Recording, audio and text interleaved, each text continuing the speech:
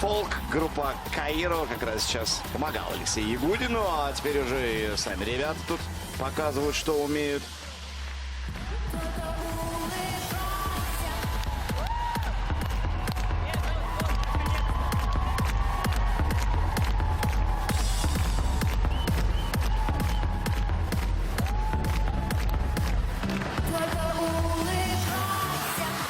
Ну вот и немножечко Айову это уже подкинули в эту презентацию Красноярска. Там уже работают часы обратного отсчета, все ждут. Ну вот, собственно, и лайку вы увидели там внизу. Сейчас, я думаю, что крупным планом покажет.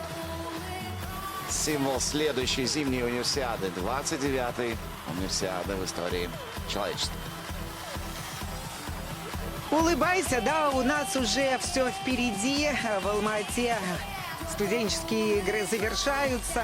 И надо сказать, что прям энергетика вот этого дружелюбия, она чувствуется.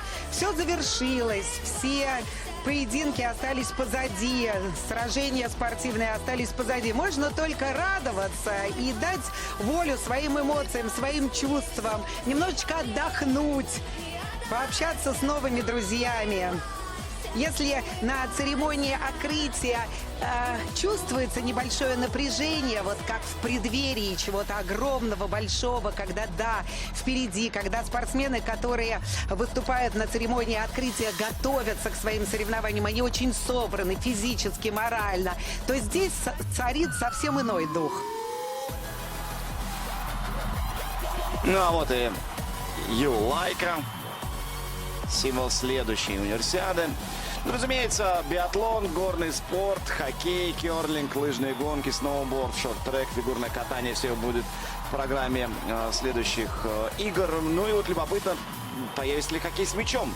Это действительно культовое абсолютно место для этого вида спорта, Красноярск. И тем интереснее будет смотреть за соревнования студентов. Но я думаю, что в Красноярск приедут очень многие победители и призеры зимних Олимпийских игр, которые в следующем году состоятся в Корее. Многие из них являются студентами различных вузов, и ничего их не будет держать. Они приедут и порадуют нас с вами и всю мировую спортивную общественность своими высокими результатами.